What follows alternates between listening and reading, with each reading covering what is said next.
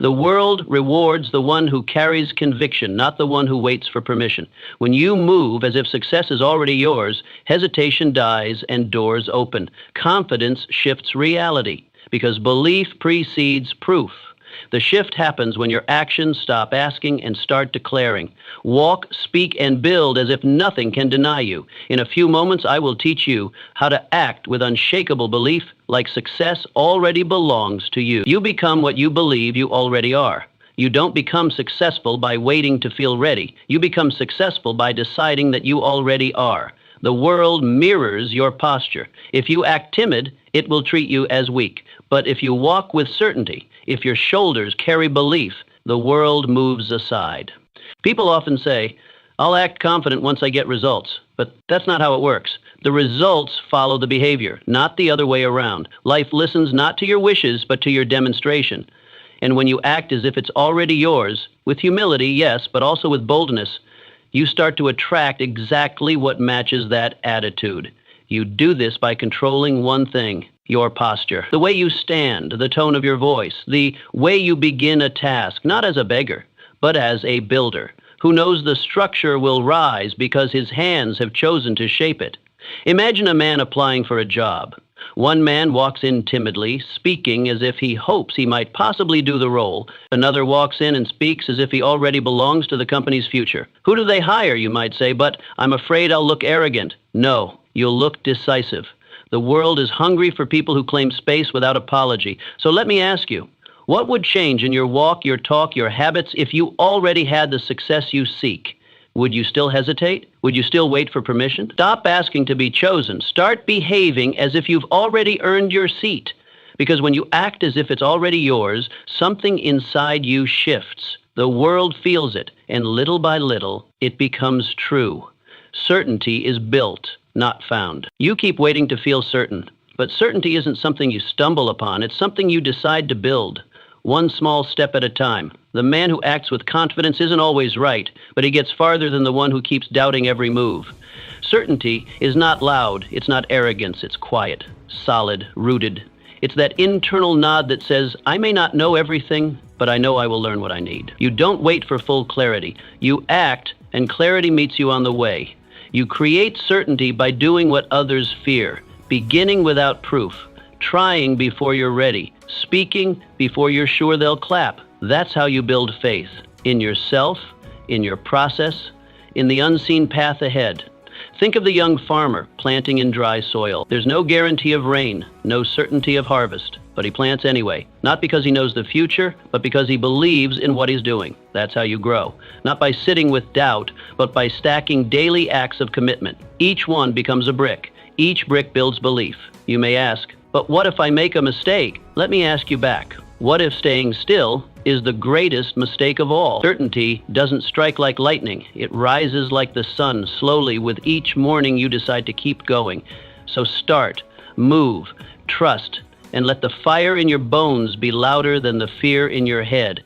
Identity comes before results. You keep chasing outcomes, but outcomes are just shadows of identity. You don't get success by accident. You shape it by who you become.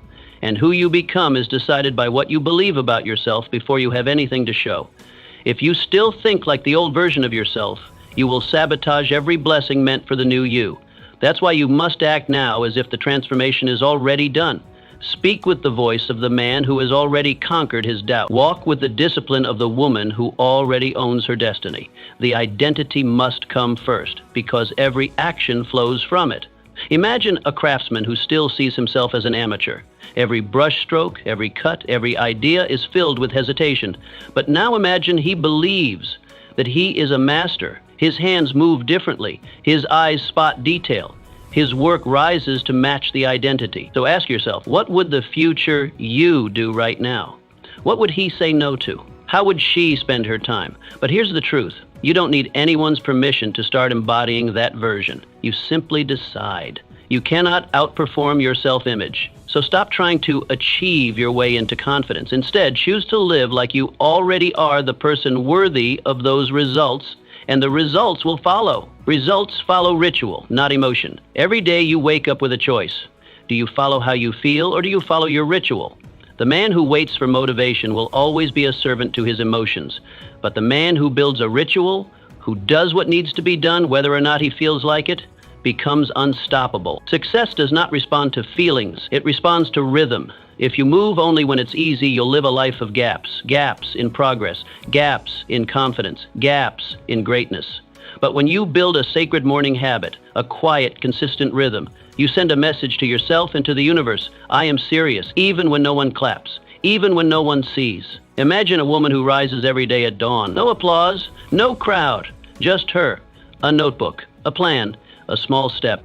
And day by day, her power grows, not because of one dramatic moment, but because she showed up. Now ask yourself, what would change in your life if you treated your ritual like it was law? You may say, but I feel tired.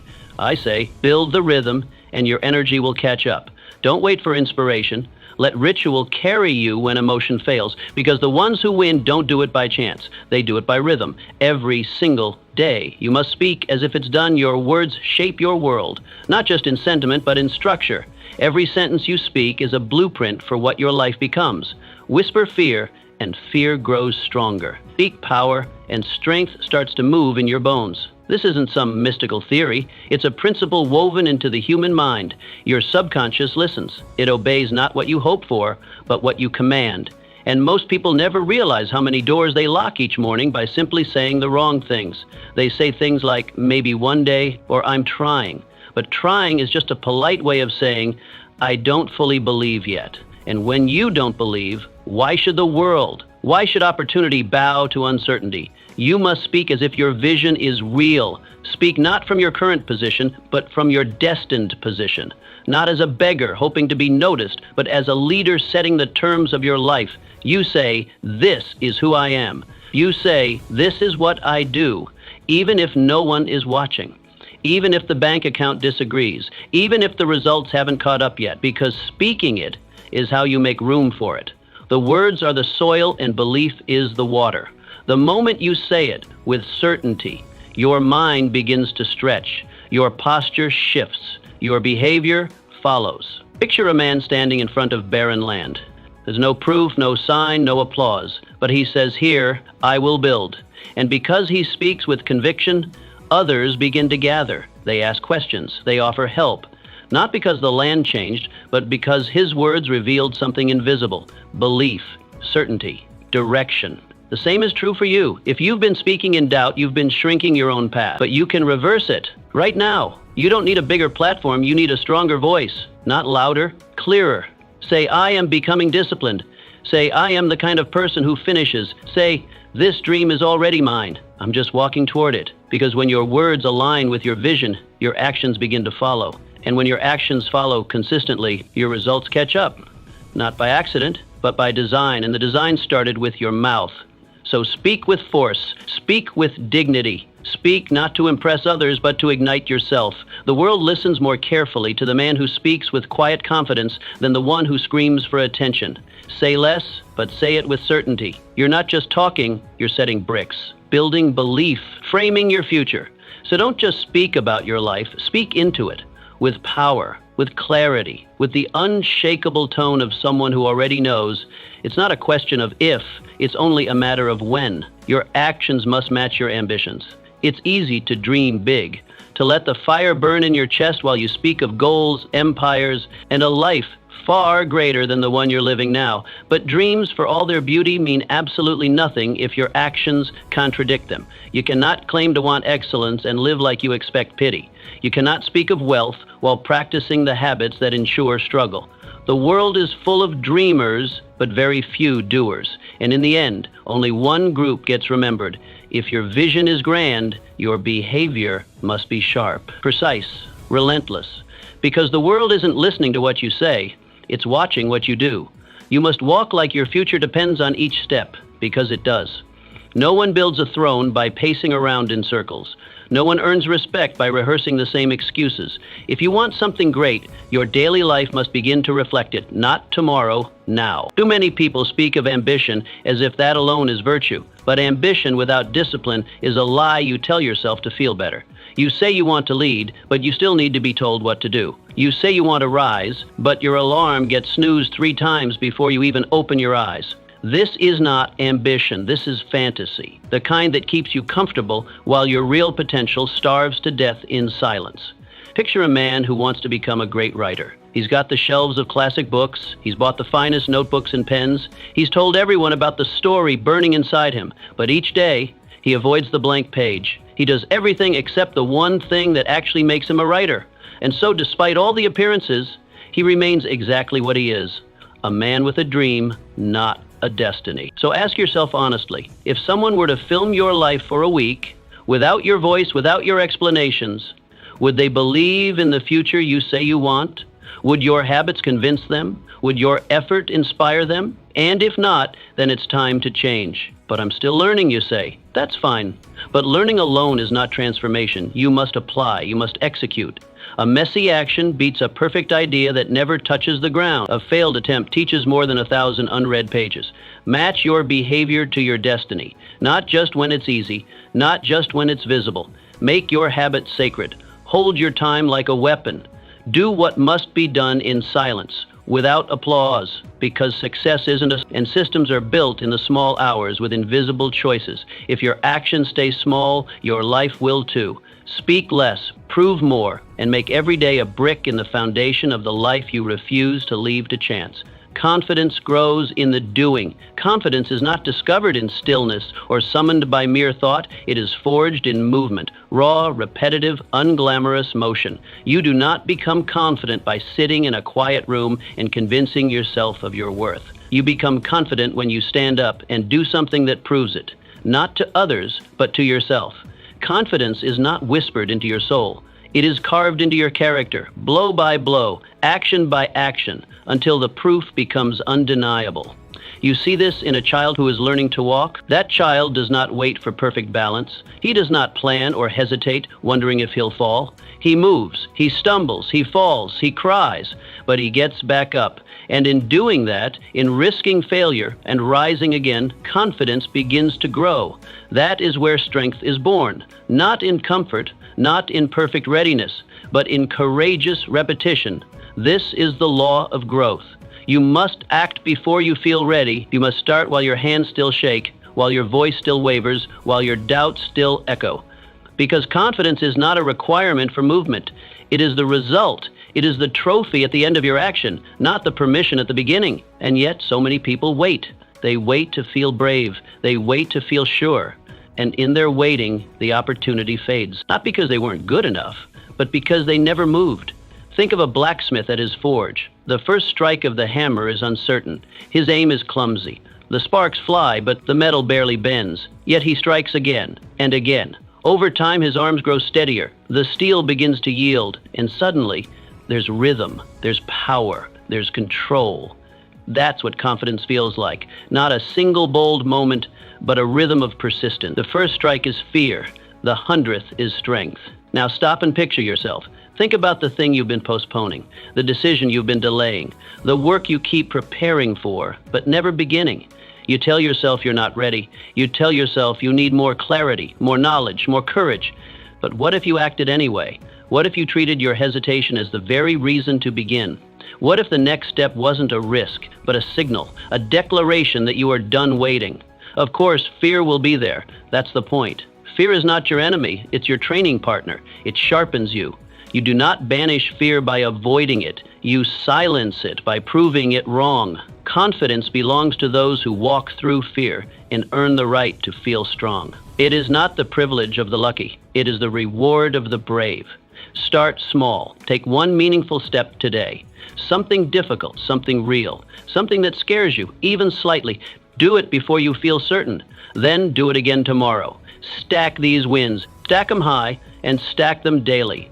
Because confidence is not something you wait for, it is something you build. And if you do this long enough, you won't need to chase confidence anymore. It will no longer be a feeling you hope to have. It will live in your spine, in your hands, in your breath. It will guide your voice when you speak, your stride when you walk, and your choices when the world offers you less than you deserve. Because you earned it, not with perfection, not with applause, but with bold, imperfect, relentless action. Success requires silent preparation. The loudest victories are not born in applause. They are forged in silence. Not the glamorous kind of silence people pretend to enjoy, but the gritty, disciplined solitude that demands your full presence when no one else is watching. It's easy to dream when the crowd is cheering.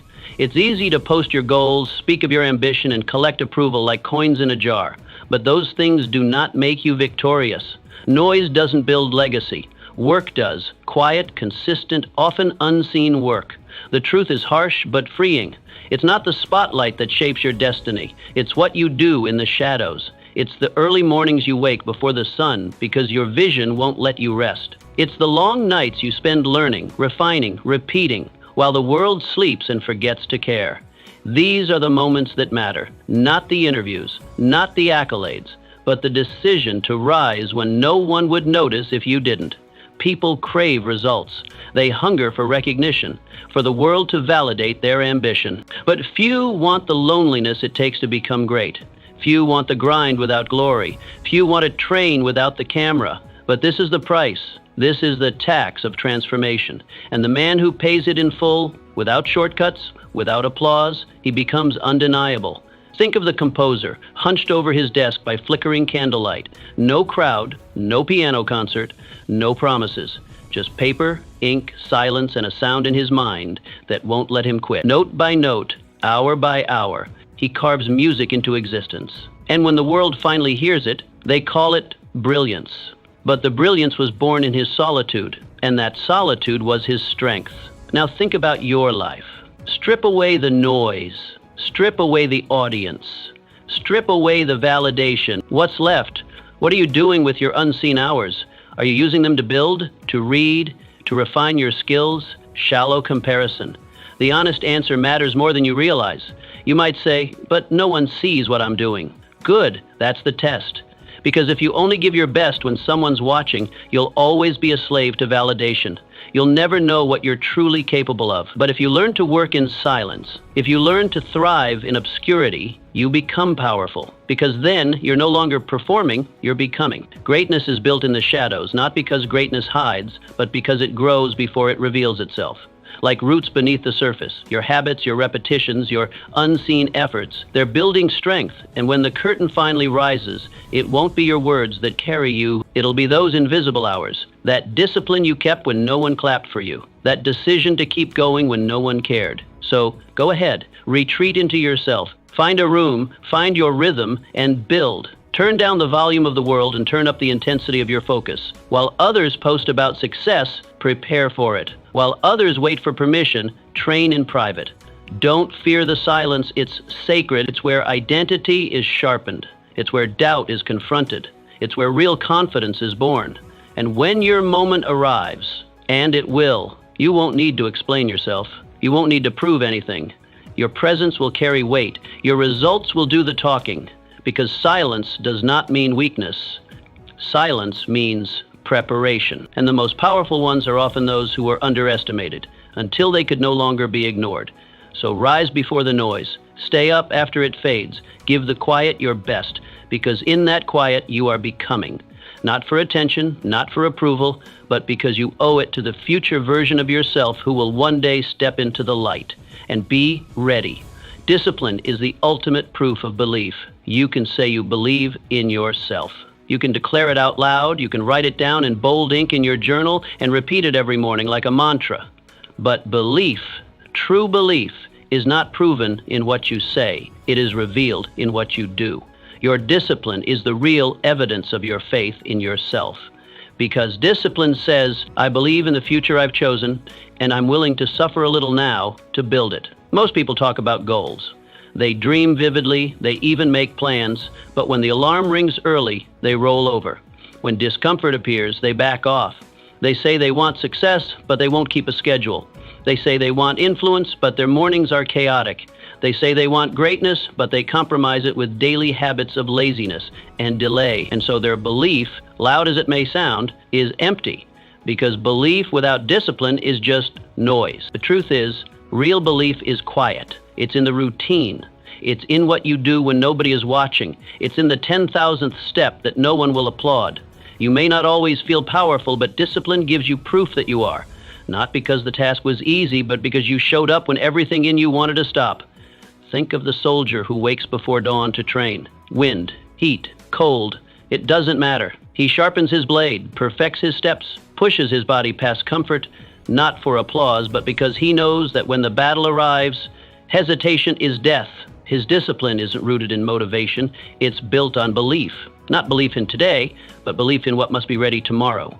His discipline is an act of faith. It says, I will be ready, no matter what. Now look at your own life, your morning, your night, your patterns between. What story do they tell? What truth do they reveal?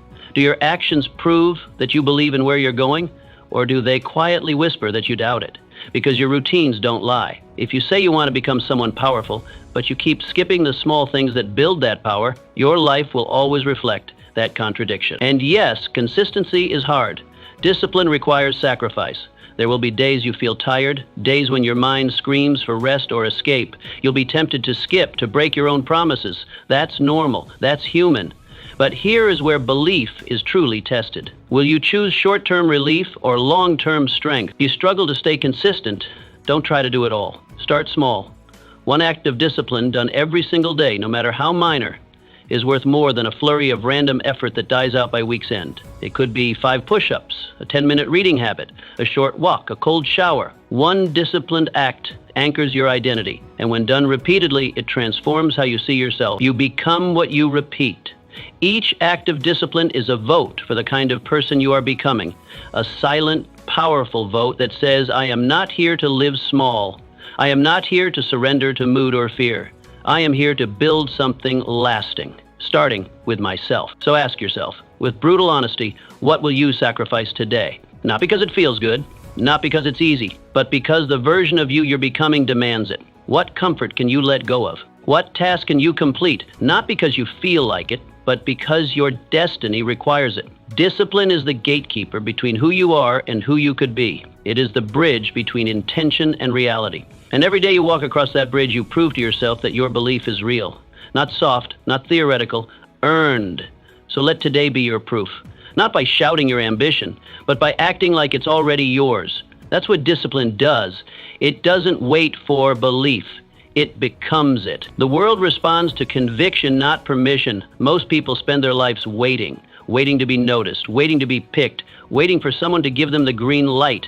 They believe that success begins when someone else, someone with authority, power, or position, recognizes their potential and gives them permission to begin. But here's the truth.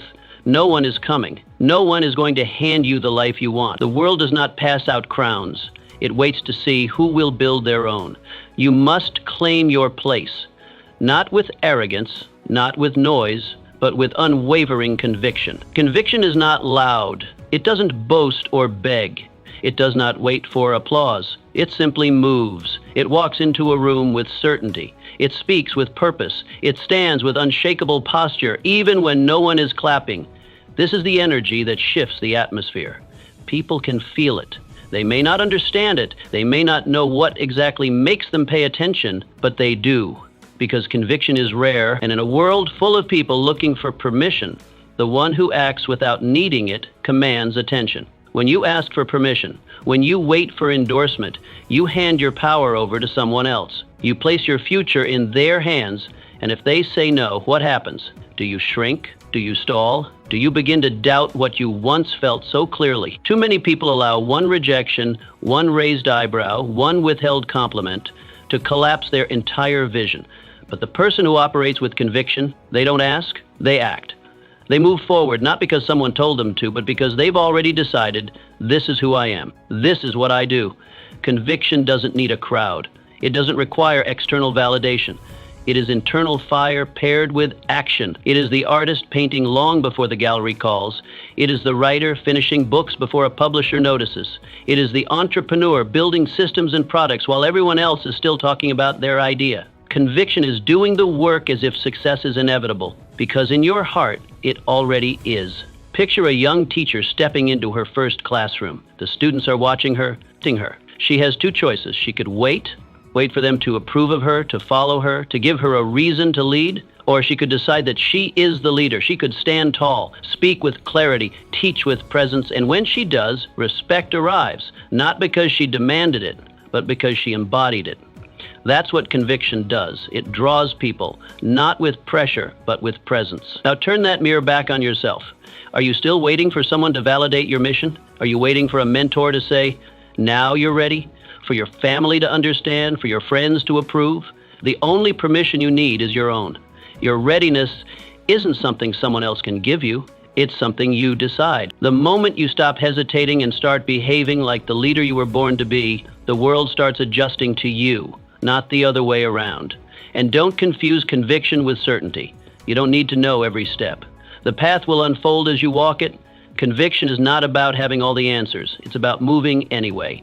It's about choosing boldness over hesitation, because the cost of hesitation is far greater than the cost of taking a wrong step. When you hesitate, you lose momentum. You allow doubt to take root. You sit idle while your future slips further into someday. But when you act, when you begin, you gain feedback. You gain experience. You gain clarity. Even a misstep teaches you something. Even failure becomes fuel. But hesitation? That teaches you nothing. It only reinforces fear. It keeps you small, silent, stuck. So what are you waiting for? The world doesn't need more polite ambition. It needs embodied conviction. People who move without applause, who build without permission, who show up every day not because someone told them to, but because they know this is their calling. This is their mission. And no external validation can replace internal truth. You're already enough. You're already ready. What's missing isn't another sign. It's the moment where you decide to stop looking around for approval and start leading. So rise. Not when someone says you're allowed to, but now. Move not because it's guaranteed, but because you're willing. That's what conviction demands. That's what leadership looks like. And the world won't hand it to you. It will only respond once you claim it. Your standard determines your destiny. You don't rise to the level of your dreams. You fall to the level of your standards. Dreams inspire, but standards shape. Your life isn't built on what you want. It's built on what you accept. If your standards are low, if you tolerate indiscipline, excuse weakness, or turn a blind eye to your own mediocrity, then every opportunity that comes your way will eventually collapse under the weight of your own inconsistency. It's not fate that destroys progress. It's the quiet erosion of low expectations. But if your standards are high, everything shifts. Your time becomes sacred. Your word becomes law. You no longer let your future be decided by mood or circumstance. You protect your progress with fire. Standards are not goals. A goal is what you're reaching for. A standard is what you refuse to fall below. It's the floor, not the ceiling. It's the line you draw in the sand and say never again, not because someone told you to, but because you've decided that your future demands more. It's not about perfection. It's about precision. It's about refusing to let your potential be dragged down by laziness, excuses, or cheap shortcuts. A man can say he wants success. He can fill journals with affirmations, make vision boards, read motivational quotes. But if he wakes up late, procrastinates on his work, and rushes through his commitments, he's lying to himself. His actions speak louder than his words. His standards, those invisible rules he lives by, are telling the truth, and they're dragging him down. Raising your standards is not a motivational speech. It's not about hype, it's about integrity. Imagine a master craftsman working alone in a quiet shop. He finishes a piece of furniture and notices a flaw, tiny, almost invisible. He could let it go, no one would know, but he would, and that is reason enough to redo it. His standard is excellence, not applause. He's not waiting for someone to hold him accountable. He's already decided. Nothing leaves these hands unless it's right. Now ask yourself, what have you been letting slide? What corners have you cut because no one's watching? What tasks have you rushed because it doesn't really matter? These are not small decisions. They're bricks in the foundation of who you are becoming. Every time you tolerate laziness, every time you deliver something you know could be better, you reinforce a pattern, and patterns become identity. You might say, but I'm doing my best. Are you? Or have you simply grown comfortable with your current level? There is a difference between effort and standard. You can work hard and still fall short if your standards are low. The truth is, we often confuse exhaustion with excellence, but they're not the same. Just because you're busy doesn't mean you're rising. Just because you're tired doesn't mean you've done your best. When you raise your standard, the change is immediate, even if the results take time to show. You stop negotiating with laziness. You stop saying yes to things that pull you away from your purpose. You become precise with your language, intentional with your actions, and protective of your time. You no longer tolerate behavior in yourself that you once excused. You become sharp, and this sharpness cuts through noise. Others may resist it. They may call you intense, rigid, obsessed. Let them. Because what they call obsession, the world later calls mastery. The truth is, most people are scared of high standards because high standards hold up a mirror. They reveal where we've been settling. But when you commit to a higher standard, you don't just elevate yourself, you challenge the people around you to rise too. And though they may resist at first, eventually, the world responds to what you demand from it. Standards are contagious. When you walk with discipline, others begin to follow. When you speak with conviction, people listen. And when you no longer accept less than excellence from yourself, life begins to match your expectations. Not because it's easier, but because you've become the kind of person who can handle it. So raise your standard, not for applause, not for ego, but for alignment, so that your actions match your vision, so that your habits match your hopes, so that when the results arrive, you don't have to scramble to be ready. You already are. Because in the end, success doesn't belong to the person with the loudest dream. It belongs to the one with the highest standard, the one who lives every day as if excellence is not an option, but a requirement. Let silence speak for you. In a noisy world, silence is power. Not weakness, not absence, not fear, but control. The kind of control that doesn't need validation, doesn't beg for attention, and doesn't crumble under doubt. Silence is the posture of those who are too focused to waste time performing. It is the language of the disciplined, the driven, and the dangerous. When you choose silence, not out of fear, but out of intention, you are declaring to the world that you are working on something too important to be interrupted. You don't need to explain yourself to everyone. You don't owe the world a play-by-play of your progress. You don't need to constantly update your plans, defend your motives, or justify your journey. The strongest people you'll ever meet are not always the loudest. In fact, they rarely are. The loudest man in the room is often the one who feels the smallest inside. He speaks to cover the cracks. He performs to protect the image. But the man who is silent, who observes, who listens, who sharpens, he is the one shaping the future while everyone else is talking about it. Silence is not inactivity. It's precision. It's movement without noise. It's motion without applause. And it's deadly effective. You don't waste your breath trying to convert doubters. You don't argue with small minds. You don't explain your vision to people who've never built anything of their own. You just build. Quietly, consistently, strategically. And when the results come, they come like a storm. And the silence that preceded them makes the impact even louder. Think of a woman who has been underestimated her entire life. She's been mocked, ignored, laughed at, behind closed doors. But she doesn't throw words back in anger. She doesn't try to win the crowd. She withdraws. She sharpens her edge in the background. She prepares, not to prove a point, but because she believes in the work. Day by day, she improves. She stacks skills. She tightens her discipline. And then one day, it happens. Her work is undeniable. The same people who once doubted her now sit in silence, watching her rise, wondering how they missed it. But she didn't do it for them. She did it because silence gave her space to become. Now turn the mirror on yourself. Have you been wasting your energy on explanations that serve no purpose, instead of conserving that energy for creation, growth, and mastery? But I don't want people to misunderstand me, you say. Let them. Let them. Misunderstanding is not your problem, it's theirs. You cannot live your life explaining the depth of your vision to people committed to seeing only the surface. The truth always reveals itself. Time always unmasks the real workers, the real builders, the ones who chose silence over spectacle. And when you finally do speak, after the building is done, your words will carry weight, not because they're loud, but because they come from a place of proven power. Silence is how you conserve your energy. It's how you maintain your edge. It is not passivity, it's preparation. It's how you sharpen your strategy, how you study your surroundings, how you learn the patterns and weaknesses of the world before making your move. While others burn out trying to be heard, you're gathering strength. While they chase applause, you're building empires. The world teaches you to shout. It pushes you to promote, to perform, to constantly project. But this constant noise dilutes your voice. If you speak all the time, your words lose meaning. But if you wait, if you build, if you speak only when it matters, people listen. because silence builds tension, it builds mystery. And when that silence breaks, it hits like thunder. There is a kind of respect that only belongs to those who kept quiet while they were underestimated, who didn't flinch under criticism, who didn't fight every battle, but instead chose to become so good they couldn't be ignored. That kind of silence is not submission. It's a slow and deliberate rise. Withdraw from the noise. Step back from the crowd. Pull your energy out of shallow arguments and empty validation. Use it to refine yourself. Use it to build something unshakable. And trust this truth. One day, your silence will speak louder than every word ever could, because the world listens to results. It listens to outcomes. And when your work speaks for you, when it walks into the room before you even say a word, that is when you know your silence was never a void. It was power. It was discipline. It was the sound of someone becoming unstoppable. So stay quiet. Stay focused.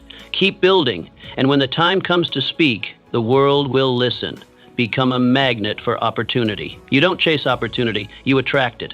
Not by screaming your worth to the world, not by begging to be seen, and certainly not by sitting idle waiting for lightning to strike. You attract opportunity by becoming the kind of person the world can't afford to overlook.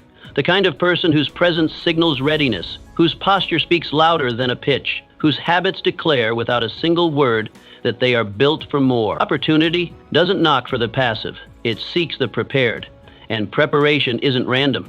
It's not wishful thinking dressed up as effort. It's not a scattered schedule or a once-a-week burst of motivation. It is a lifestyle, a mindset, a rhythm. It's found in how you rise in the morning, how you treat your word, how you structure your time. It's in the way you show up, consistently, even when no one is watching. You see, opportunity is not handed to the loudest person in the room. It finds the one who has been moving in silence, working in the dark, sharpening their tools without applause. When you live like this, when your routine becomes sacred, when your character becomes non-negotiable, when your word becomes as solid as stone, something powerful begins to happen. The world starts to notice, not all at once, not with fireworks, but with quiet respect, with quiet curiosity, with doors that begin to unlock, not by force, but by gravity. Think of a tree, a great towering tree standing alone in the middle of a field. It does not chase the sunlight. It doesn't stretch out its branches with desperation. It simply grows, deep, strong, slow. Its roots hold firm. Its trunk stands tall. Its presence is undeniable. And in time, the light finds it. The rain nourishes it. The wind respects it. Because nature bends toward what is rooted in strength. Now look at yourself. Look at how you move through your day. Are you magnetic right now? Are your actions pulling excellence toward you?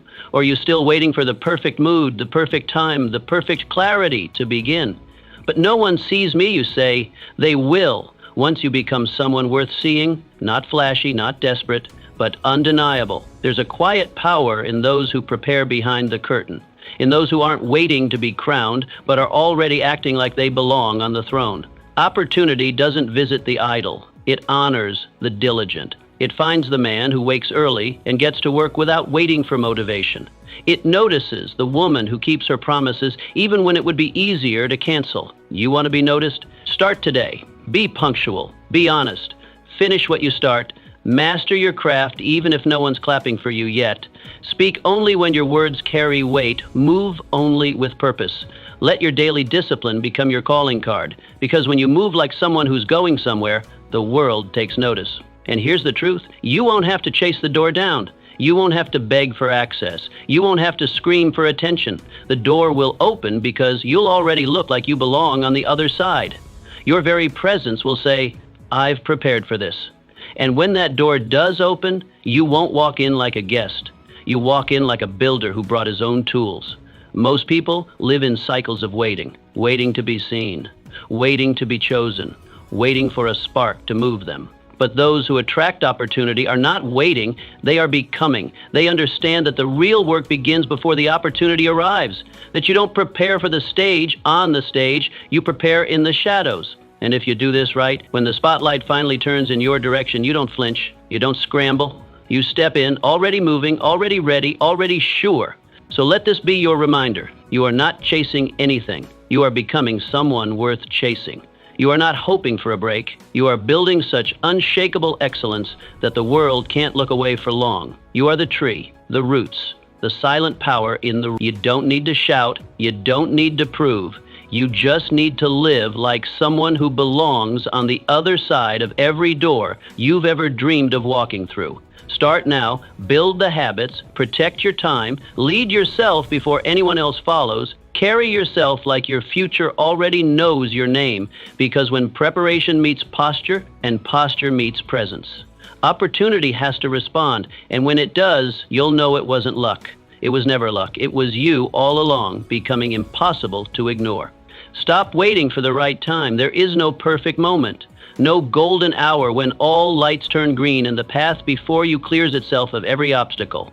The right time is a myth, a comfortable illusion sold to the hesitant, the overthinkers, the ones who prefer planning to doing, to trap, not a strategy, a way to stay safe, not a way to succeed. Because the truth is this, the only real time is now.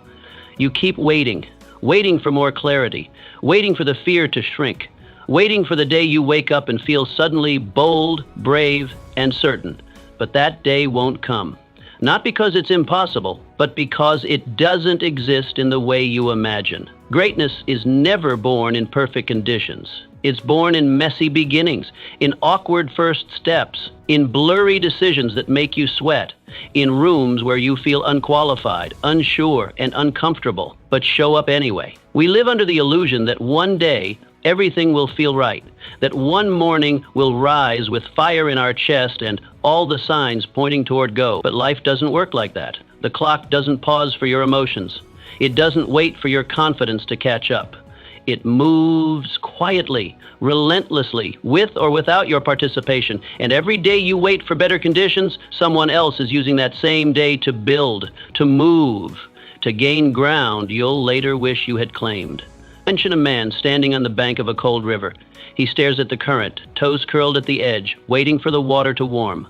But the water never does. It stays cold, indifferent to his hesitation.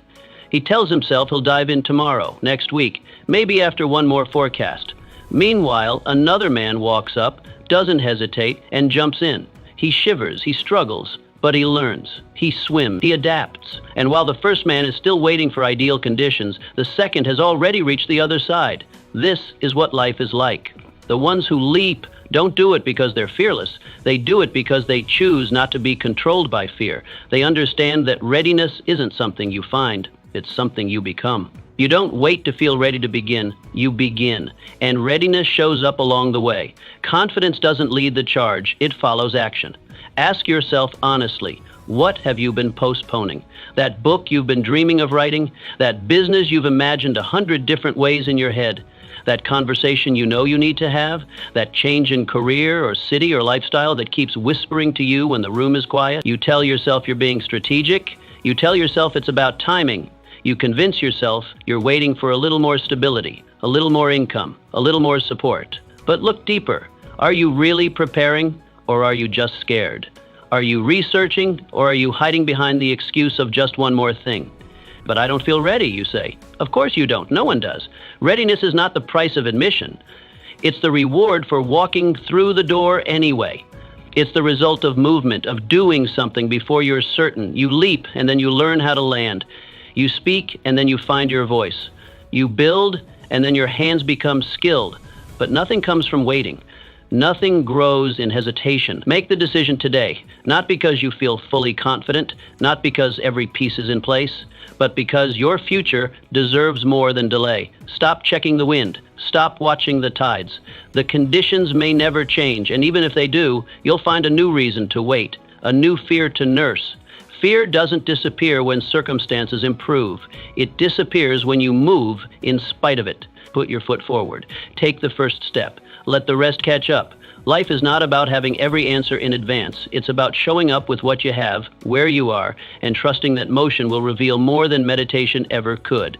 Because while others wait for the right time, you'll be too busy making time work for you. You'll be building while they plan, creating while they doubt, winning ground while they whisper about when the stars might align. And by the time they begin, you'll already be miles ahead, not because you knew more, but because you started sooner. So stop worshiping the myth of perfect timing. Stop holding your breath for a life that only begins once everything feels safe. The water will always be cold. The current will always look strong. But if you jump, if you dare, You will learn, you will grow, and you will prove to yourself that greatness was never about luck or timing. It was always about action. Now is the time, not because it's perfect, but because it's real. It's yours, and what you do with it will define the rest of your life. Do the work, even when it's boring. The secret to mastery is not found in excitement. It is not discovered in the adrenaline of new beginnings or the thrill of praise. It does not emerge from the spotlight or applause. The true path to mastery lies in the mundane, in the ordinary, repetitive, often unseen tasks that most people overlook. Mastery lives in routine, in repetition, in the steady, unshakable commitment to do the work even when it feels like nothing is changing. Most people fall in love with the dream. They get addicted to the idea of success, the image, the recognition, the impact, but they grow restless with the process. They want the results without the repetition. They want the victory without the grind. They crave progress but reject patience.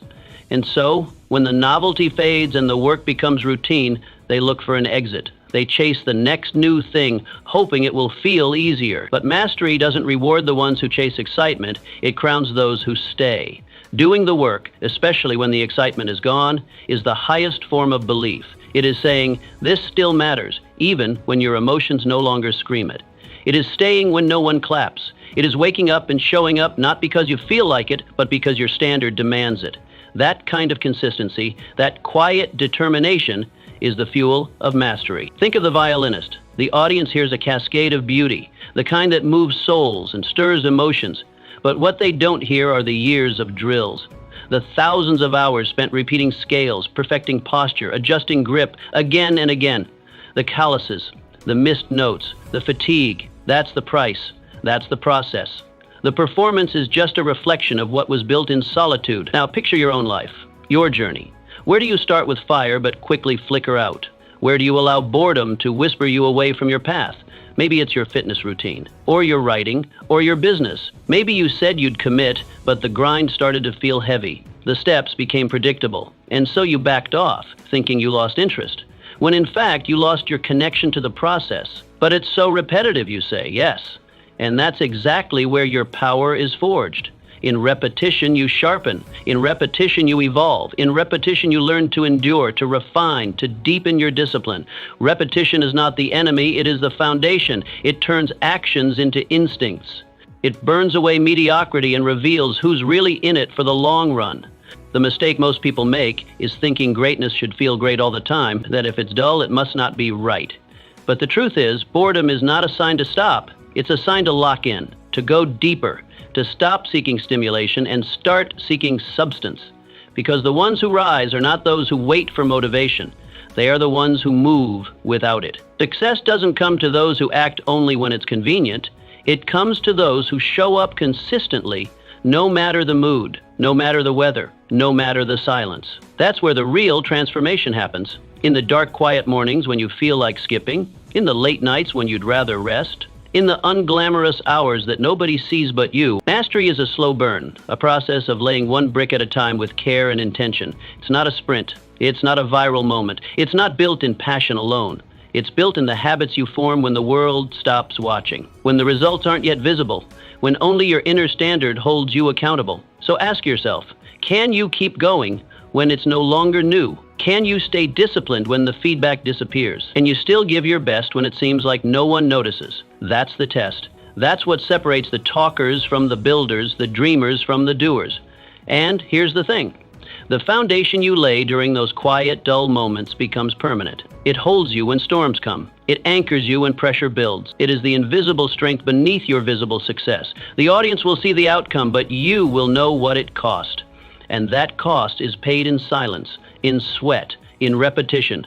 Do the work, especially when it's dull, especially when it's uncelebrated, especially when your feelings say, maybe not today. Because the work you do when you don't feel like it, the chapters you write when you're uninspired, the reps you push through when you're tired, the decisions you honor when no one would blame you for quitting, that work is sacred. It builds something within you that excitement never could, discipline. And from discipline comes excellence. And from excellence comes mastery. So stop looking for the spark. Start looking for the ritual, the routine, the practice. That's where mastery lives. In the small things done greatly. In the ordinary hours honored fully. In the quiet commitment that says, I will show up no matter how I feel. Because in the end, it won't be the loudest voice or the biggest idea that wins. It will be the one who embraced the boring parts and kept going. Live as the future you would. You already know what the future version of you looks like. That version of you walks with certainty. Their posture is tall, not arrogant, but grounded. Their voice carries clarity, not because they shout, but because they speak from truth. They don't stumble through decisions. They act with vision. They command respect, not because they demand it, but because they embody it. That person exists within you, not as fantasy, but as blueprint. So here's the real question. Why not live like them now? Too many people live in delay. They speak of goals as if they exist in some far-off timeline, like the future is a destination they'll arrive at one day when everything clicks. Once I get the promotion, once I lose the weight, once I make more money, then I'll show up differently. But this mindset is a lie, a soft, comforting lie that keeps you stuck. You don't arrive and then become. You become and then you arrive. Identity doesn't wait for evidence. Identity creates evidence. When you start living today like the person you aim to be tomorrow, something powerful happens. You compress time. You collapse the distance between where you are and where you want to go. You stop hoping for growth and you start becoming it. And the more you act in alignment with that future version of yourself, the faster your life reshapes itself to match. Picture a young tradesman, an apprentice with a dream of mastery. He isn't yet the master, but he sharpens his tools with pride. He doesn't toss them carelessly into a drawer. He places them with intention, like they matter. He dresses for the craft, not because anyone told him to, but because it puts him in the mindset of a professional. He treats every nail, every cut, every joint as if it carries his name, his reputation. And over time, without realizing it, the line between apprentice and master blurs because he acted like the master long before anyone gave him the title. So ask yourself, what does your future self do that you're not doing now? What habits have they mastered? What words do they speak and which do they refuse to say? How do they treat their time? What boundaries do they enforce? What do they no longer tolerate from others or from themselves? You say, but I'm not there yet. Of course you're not. That's the point. You act first. The change follows. You move like a leader before the crowd listens. You dress like a winner before the reward arrives. You speak with purpose before the world believes you. That's how belief is built, from the inside out, not from external confirmation. Waiting is comfortable. It gives you an excuse to stay small, to avoid risk. One day, you tell yourself. But deep down, you know that one day is a stall, a delayed tactic. And if you're not careful, one day turns into never. Dreams rot not because they were impossible, but because people refused to begin before they were ready. You don't need to wait for the title to lead. You don't need more money to act like someone who respects it. You don't need an audience to live with excellence. You decide to rise, and from that decision, a new pattern forms. You start waking up with more urgency. You start preparing like it matters. You start making choices not from comfort, but from character. And suddenly you look around and realize you are becoming that person. Because identity is not static. It's a habit. It's forged in the choices you make every single day when no one is watching. It's carved into your schedule, your tone, your standards. Every time you say not yet, you delay your transformation. But every time you say, I'll act as if I already am, you step closer to becoming. This isn't about pretending. It's about alignment. Acting as if is not deception, it's direction. It's a commitment to no longer be ruled by current circumstances, to walk ahead of your reality until it catches up. It's what visionaries have always done. They don't wait for permission. They move as if it's already theirs, and the world follows. Don't wait to feel ready. Ready is a moving target. By the time you feel ready, the opportunity may have passed. Don't wait for applause. The crowd cheers after the work is done, not before. Don't wait for the position. The most powerful people in the world were leading before they were ever given the title. They showed up with authority because they decided to. Live now like it's already yours. Walk with the posture of the future. Make decisions like someone who already earned it. Speak like your words shape your world, because they do. Stop entertaining habits your future self would never touch. Let go of relationships, routines, and reactions that no longer serve your elevation. Every step you take in alignment with your future identity makes that version more real. You don't have to see the finish line to know you're on the right path.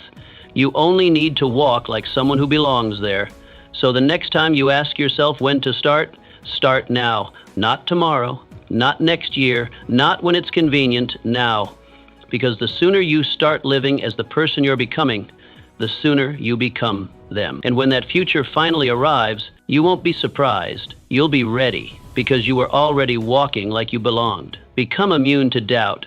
Doubt is part of the journey, but it doesn't have to control it. It's a passenger, not the driver. You can feel doubt in your bones, hear it whispering in your ears, live beside it every single day, and still move forward. Doubt does not disqualify you. It doesn't mean something is wrong. It simply means you're human, and you're stepping into something that matters. It means you're on the edge of growth. But here's the truth. The people who succeed are not the ones who feel no fear. They're the ones who refuse to obey it. Doubt is the sound of an old pattern trying to protect itself. It's the voice of past failures, fears, and conditioning trying to hold you still. What if I fail? What if I look stupid? What will they think? You'll hear these questions echo in your mind, sometimes louder than the dream itself. That voice may never go away completely. It may show up every time you try to level up, but you don't have to surrender to it. You can learn to act anyway. You can move forward while it speaks. And every time you do, you take your power back. That's how you weaken doubt. You don't wait for it to disappear. You drown it in action. Every time you move despite fear, you send a signal to your mind. I lead here, not doubt, not fear, me. It's a declaration, not to the world, but to yourself, a promise that says, even if I'm scared, I go. Even if I don't feel ready, I build. Picture a carpenter working through a storm.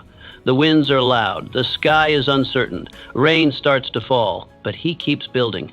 His hands are steady. His grip doesn't shake. Why? Because he's built in storms before. He's faced this noise before. And he knows if he lets the wind dictate his work, the job will never be finished. Doubt doesn't move his hammer. Discipline does. Years of repetition, focus, and inner strength have trained him to press on when others pause. That's what separates the seasoned from the stuck. Not that they don't hear the wind, but that they don't stop because of it. Now think of your own life. Where has doubt frozen your feet? What dream have you delayed because you listened too long to that inner whisper? Maybe it's the book you haven't started, the business you haven't launched, the conversation you've avoided, the path you've imagined 100 times but never had the courage to walk. You tell yourself it's not the right time, that you need to think a little longer, plan a little more. But underneath all that strategy is doubt in disguise, pulling the strings with quiet hands. You say, but what if it goes wrong? And I ask you back, what if it goes right? What if that step you're afraid to take becomes the doorway to everything you've been waiting for? What if the risk reveals a strength you didn't know you had? What if all the things you fear never happen and in their place something beautiful unfolds? You'll never know if you keep giving doubt the mic. You'll never taste what's possible if you keep giving fear the final word. It's not about eliminating fear. It's about outgrowing its influence. It's about training yourself to hear doubt and not flinch, to walk forward even when your knees shake, to speak even when your voice trembles, to begin even when the outcome is uncertain. The more you do this, the stronger you get. The less power doubt holds. Eventually it becomes background noise. Still there, but small. Still talking, but ignored. You have to let your discipline drive, not your doubt. You have to let your clarity guide, not your confusion. You have to let your action lead, not your anxiety, because movement builds momentum, and momentum builds belief. Each small step you take strengthens your inner foundation. Every action, especially the difficult ones, are like bricks in the structure of your confidence. And once you build that, there's very little that can shake it. The irony is doubt often shows up strongest right before the breakthrough, right before the leap. That's not coincidence. It's resistance, because you're getting close. And resistance is the mind's way of keeping you safe in the familiar. But safe doesn't build legacies. Comfort doesn't change lives. Growth demands risk. It demands courage. It demands that you act in the presence of doubt, not in the absence of it. So don't wait for silence. Don't wait for the fear to vanish. Don't wait until everything feels perfect. That day won't come. But this one today is already here. And you can make it count. You can use it as proof that fear doesn't run your life, that hesitation doesn't get to win anymore, that your potential speaks louder than your panic. This is your invitation to become immune to doubt, not by pretending it's not there, but by becoming so grounded in who you are and what you're here to do that its voice no longer controls your direction. You outgrow fear by outacting it. You overpower doubt by building a track record of courage, one decision at a time, one uncomfortable move at a time, and soon you'll look back and realize you're not the same, you're not as reactive, not as fragile, not as stuck, because you trained yourself to move anyway. So let doubt knock, let fear whisper, let insecurity circle your mind. Just don't hand them the keys. Your hands are steady, your purpose is strong, and every time you act in spite of fear, you write a new chapter in your own becoming. Keep going. You're closer than you think. And doubt? Be loyal to the mission, not your mood. Your mission must lead, not your feelings, not your fatigue, not your frustration. These emotions, as real and powerful as they are, were never meant to be in charge. They are passengers on your journey, not the driver of your direction. If you let them take the wheel, they'll steer you in circles, speeding and stalling without pattern or principle. But your mission, that deeper reason behind everything you do, is your compass. It's your guide when vision blurs and energy runs dry. It's the one thing that must remain fixed even when everything else tries to pull you off course. You will not always feel like showing up. You will not always wake up inspired. Some days you'll feel empty. Some days you'll feel overwhelmed. Some days the fire that once burned hot will flicker to a dim glow. But none of that disqualifies you from showing up anyway. That is the exact moment when your power is defined, when you choose to stay loyal to the path, even when the mood fades. The problem for most people isn't lack of desire, it's lack of discipline. They only move when they feel like it. They show up when it's convenient, when it's exciting, when it's new. But the moment the energy dips, they disappear. They let their emotions dictate their commitment, and so their lives resemble a roller coaster. Up one day, down the next.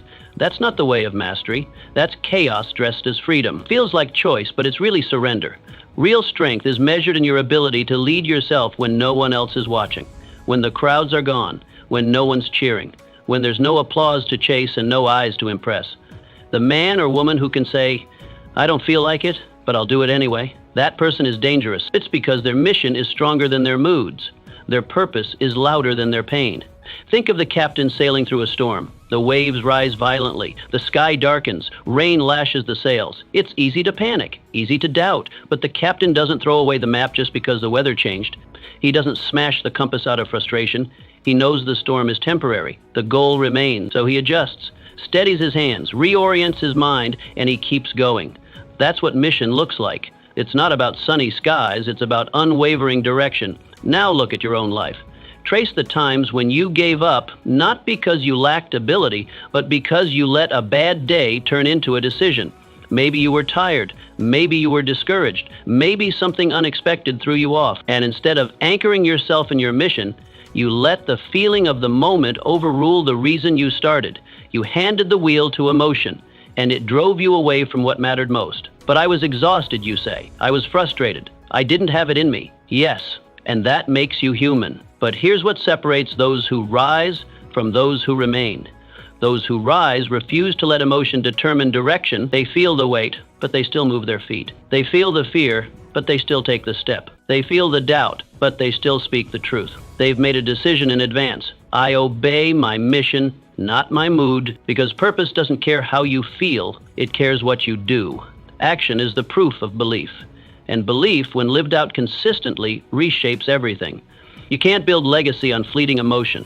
You can't construct a powerful life on the shifting sands of "I feel like it." You need bedrock, something unshakable. And your mission, your why, is that foundation. This isn't about becoming robotic. It's not about denying emotion. It's about ranking emotion properly. It's about training yourself to feel it, acknowledge it, and then return to the mission. That's what maturity looks like. That's what leadership demands. So recommit, re-anchor, reconnect with the version of you that started this journey, not the one who is tired today, but the one who once burned with clarity. Revisit the fire. Remind yourself why you began, and then move from that place, not from fatigue or frustration, but from your original intention. This is what the best do. The athlete trains on cold mornings when the bed begs them to stay. The writer writes through the silence of doubt. The entrepreneur shows up to an empty room and still gives their best, not because they feel like it, but because they decided to. And that's what this is, really, a decision, a line in the sand, a commitment to say, I am loyal to my mission, not my emotion, not my mood, not my momentary discomfort, but to the vision that pulled me forward in the first place. When you live this way, something changes. You begin to move like a leader. You begin to walk with presence. You begin to operate as if the life you want is already yours. And that changes the way the world responds to you, because confidence is contagious. Clarity attracts opportunity, and consistency builds credibility with yourself and everyone watching. There will be days when no one notices your effort, days when your progress feels invisible, days when you wonder if it's working. But keep going. Those are the days when your foundation is being laid, deep, solid, unshakable. And one day, you'll look up and realize you became the thing you once dreamed of becoming, not because it was easy, but because your mission led, your emotions followed, and your commitment never wavered. Let that be your standard. Not feeling driven, mission driven. Because the future doesn't belong to the one who feels good, it belongs to the one who stays loyal. And when your loyalty lies with your vision, not your moods, you don't just move like a leader, you become one. Decide once, act daily. The truly successful don't wake up every morning and ask themselves, should I keep going? That question was answered a long time ago. For them, the decision has already been made. It's not something they revisit based on how they feel, how tired they are, or what the weather looks like outside. It's not on the table for renegotiation. They decided once, fully, deeply, and permanently. And from that moment forward, each day becomes action, not internal debate. That's how they conserve energy. That's how they build momentum. They don't spend the first hour of every day in hesitation. They move. They execute. They follow the track they already laid. Indecision is a thief. It doesn't just delay your progress, it steals your clarity. It robs you of power before your feet even hit the ground. When you're still questioning your path every morning, you've already lost. You've lost energy, you've lost time, you've lost the sharpness that comes with a focused mind. You spend your mornings debating with yourself instead of building yourself. And the tragedy is most people don't even realize how much strength they lose to indecision.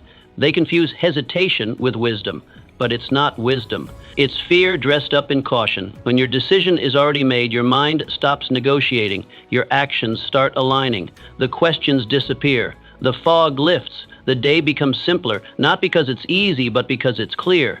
You're no longer wondering if today is the day you show up. You just show up. No more questioning if it's worth it. You've already said yes. You've already drawn the line. You've already decided who you are. And now, your behavior matches that decision. Picture the man who wakes before dawn. He doesn't wonder whether to train. He trains. He doesn't ask himself if he's still committed. He is. He made a choice once, and he's still living inside the power of that choice. That's what separates him. It's not superior talent. It's not more resources. It's not better timing. It's that he walks with less resistance because the decision was already made. His mornings are built for action, not argument. He doesn't spend energy on if. He's focused on how. Imagine a soldier, sworn to a cause. His orders come. His boots hit the ground. He doesn't sit around each morning reevaluating the mission. He doesn't pause to wonder if the battle is still worth it. He acts as if it is because it is. And that posture, that allegiance to a decision greater than the moment, is what gives him endurance. It's what allows him to keep pushing even when the terrain gets rough, when the days get long, when the enemy presses in. His strength is not in his mood. It's in his loyalty to the mission. He doesn't need constant inspiration. His decision is his motivation. Now take a look at your own journey. How many times have you paused, doubted, or reevaluated what was already meant for you? How many mornings have you lost to the voice that says, maybe not today? Every time you delay, you drain. You burn energy on mental friction that should have been resolved by one firm commitment. The longer you stay in indecision, the further you drift from mastery, because mastery requires full alignment. Your mind, your words, your actions, all pulling in the same direction without hesitation. But what if I change my mind, you ask? And that's a fair question. You can change your mind, but only when your purpose changes, not when your mood does. Too many people abandon their vision not because it stopped mattering, but because they had a bad day. That's not change, that's surrender. There's a difference between a new direction and a new excuse. One is growth, the other is sabotage. So decide today. Decide who you are. Decide what you're becoming. Decide what you no longer negotiate with. Maybe it's your discipline, your commitment to your craft, your decision to rise early, train hard, speak clearly, lead boldly. Whatever it is, make that decision final. Carve it into the foundation of your identity, and from this day forward, act in alignment, day after day, with that choice. Let your days become the living evidence of the commitment you've made. There is power in finality. There is momentum in clarity. When you stop revisiting the decision, your life accelerates. You begin to walk faster, move sharper, speak stronger. You trust yourself more. You hesitate less. You stop asking for permission and start commanding direction. You don't need someone to push you. You've already set yourself in motion. And here's the beauty of it. Once you truly decide, the results start chasing you. You're no longer spending energy trying to figure it out. You're building, moving, becoming. And people notice that. Life responds to that. Opportunities start appearing, not because you're lucky, but because you've become someone who's ready. Ready to act, ready to lead, ready to endure.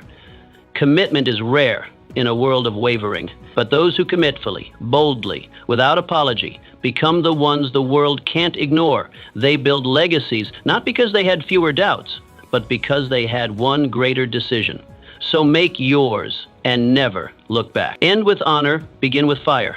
Every night as the world winds down and the noise of the day dims to silence, you are presented with a sacred moment. A mirror, not of glass, but of memory and conscience. You lay your head down, not just to rest, but to reflect. And that reflection speaks volumes. It does not ask how you felt, but whether you stood, whether you did what you said you would do, whether your actions matched your ambition, whether the promises you whispered in the morning were fulfilled by the man who walked through the hours that followed. That is the true measure of power. Not how you begin when motivation is high and the world feels new, but how you end when fatigue sets in and no one is watching. Do you collapse? Or do you close the day with dignity? The great ones know victory doesn't belong to those who only start strong. It belongs to those who finish strong. They understand that each day is a story, and a story isn't defined by its first sentence. It's defined by how it closes, by the energy of the final page, because that final line carries momentum into the next chapter. A weak ending weakens the beginning of tomorrow, but a powerful close, that sets tomorrow on fire before it even begins. There is honor in finishing. There is pride, not arrogance, but the rightful pride of integrity, when you can say, I gave it what I had. I stayed loyal to my goals. I didn't let fatigue become my excuse. That is the quiet strength of character. That is the beginning of greatness. And make no mistake, your future is watching. Not just the enthusiastic burst of energy you give at sunrise, but the unwavering commitment you show when dusk settles in. It sees whether you protect your time in the evening as fiercely as you guard your mornings. It watches whether you act in your final hour like success is already yours. Not someday, not when it's convenient, but now, right now. And when you live with that sense of ownership, the days begin to shift. Time bends for those who respect it. Picture a builder, an ordinary man with extraordinary discipline. At the end of each day, he cleans his tools. He sweeps his space. He lays out tomorrow's blueprint. He doesn't leave a mess for his future self to fix. He prepares the field. He creates continuity. So when he returns, his momentum is not broken. It's waiting, ready. Like a fire he banked overnight. He doesn't start from scratch, he starts from strength. And that is what most people miss. They think discipline is about big gestures and grand beginnings. But true discipline, it's in the exit, in the quiet, intentional moments when no one will praise you, no one will post about it, no one will even know. But you will, and your future will. So let me ask you plainly, how have you been ending your days? Do you close the book with satisfaction or shame? Do you sleep beside your excuses or beside your effort? You say, but I'm tired. Of course you are. That's what makes this moment powerful. Finishing when you're energized is easy. Anyone can do that. But to finish when you're tired, to stand tall when your body wants to fold, that is the act that builds a warrior. That is the habit that forges a legacy. This is where the fire lives, in the closing hour, the hour where most give up, the hour where legends are born. Because it is here that you prove to yourself what you are made of, and when you finish strong, even once, You train your identity to see yourself as a finisher, as a builder, as a closer. That identity compounds. It builds day after day until you are no longer someone who tries to finish. You are someone who always does. And when you wake up the next day, there is no hesitation, no confusion. You don't have to get your mind back into gear. You are already aligned. The day greets you not with resistance, but with rhythm, because you carried your power from the night before. You earned your morning by the way you ended your night. And what if you fail? What if you had a rough day? You still finish? You still take one last honorable step? You still choose something, no matter how small, that says, I did not surrender. It could be a page in your journal, a quiet, whispered commitment, a simple act of preparation, but you do it because it matters. The future doesn't require perfect effort. It demands honest effort, repeated, reinforced, refined. Ending strong is not about doing everything. It's about doing what matters most, especially when it would be easier not to. So again, I ask, what does your final hour look like? Do you use it to review your progress, to map out the next step, to strengthen your mindset? Or do you give it away to noise, to habits that slowly erode the very person you are trying to become? Live with the awareness that each day is a brick in your legacy. You are building something whether you realize it or not, and the quality of your construction is determined not by what you hope for, but by what you complete. Finish each day with intention, with strength, with fire. Let your final act be a message to your future. I am coming for you. I am not wasting time. I am not living on wishes. I am working in truth. And when your head touches the pillow, feel the quiet pride not of perfection, but of alignment, of truth, of showing up, of finishing, because that's how you earn the next day. That's how you rise. That's how you win. Dress, speak, and move like you belong every day, whether you realize it or not. You're broadcasting a message, not through your words, but through your presence. The way you enter a room, the way your eyes meet others, the way you stand, sit, dress, and carry yourself. These are not just surface-level details. They are signals, silent signals, to the world, yes, but even more critically, to yourself. How you present yourself is the first commitment you make to the day. It's the armor you choose to wear, not just to impress others, but to remind you who you are and what you stand for. Excellence begins in the mirror. The man who respects himself doesn't wait for external validation to act with honor.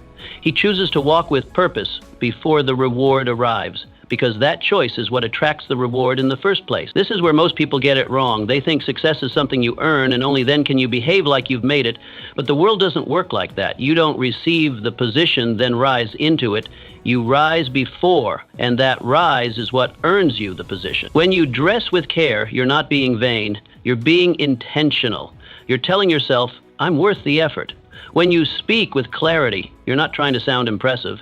You're respecting your own voice and respecting the minds who will hear it. When you walk with calm, deliberate steps, you're not acting, you're affirming to your nervous system, to your posture, to your very spirit, we belong here. Imagine a man with no title walking into a room full of high-ranking professionals. He wears no badge, no official introduction, but his suit is pressed, his shoulders are back, his handshake is firm, not forced, his tone is confident, not arrogant. Something about him feels settled, grounded, unshaken. He speaks like someone who has nothing to prove, and yet somehow proves everything with each word he chooses not to waste. Nobody has crowned him anything.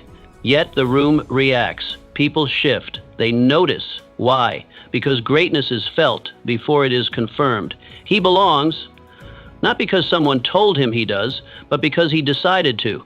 That decision, quiet as it may be, changes everything. So now, ask yourself honestly, if your dream life were already yours, how would you walk into the next meeting? Would your head be down, hoping no one notices you?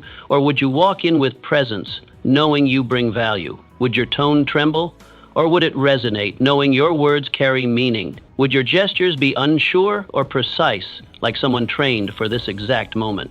This is not about pretending. It's not about puffing up your chest or rehearsing arrogance. This is not about faking it. That mindset is shallow and hollow. What this is about is training for the version of you that your dream life demands. You don't step into success as you are now. You grow into it. You become it through deliberate effort, through choices that feel small but aren't. Think of a soldier training for war. He doesn't wait for the battlefield to begin sharpening his sword. He prepares in advance. His uniform is neat, not out of pride, but out of discipline. His posture isn't stiff from ego, it's steady from routine. He is ready, not because someone handed him a rank, but because he became it in the dark, in the quiet, when no one was watching. Now, think about your own future, your calling, your vision, that next level you keep dreaming of. It is not passive. It's not waiting for you to show up when it feels right.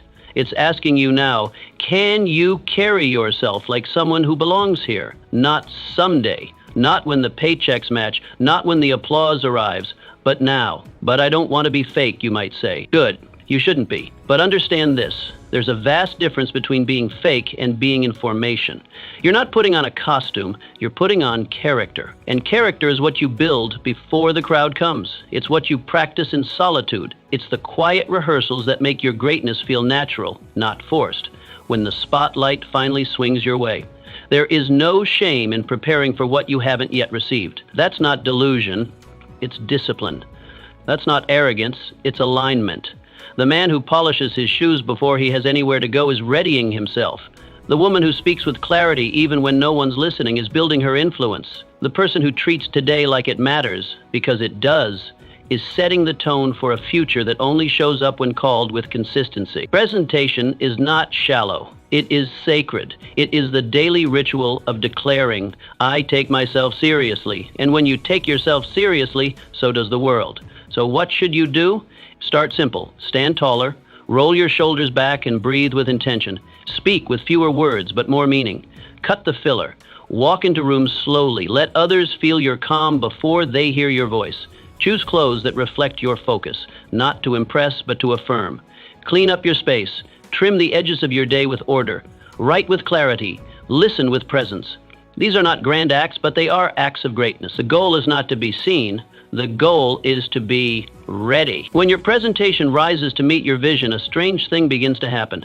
You stop feeling like an imposter because you are no longer waiting, you are becoming. And in becoming, you create your own invitation to rise. You don't wait for the doors to open. You stand tall and knock. And when they don't open right away, you don't shrink. You adjust your tie, check your reflection, not to doubt yourself, but to remind yourself, I belong here, because you do. You don't have to shout it. You don't have to convince anyone. Let your presence do the whispering. Let your posture, your habits, your voice all say silently what your mouth never has. To, I am already the man who earned this. I am already the woman who deserves this. I belong here. Remember this, success doesn't come to those who wait for signs. It comes to those who act like it's already theirs. When you carry yourself with certainty, speak with purpose, and move with intention, the world begins to respond. Stop seeking approval. Start embodying the outcome. Let your actions declare your worth before the world ever agrees. Now go, stand taller, move stronger, and live today as if you've already arrived. Because the moment you believe it, it begins.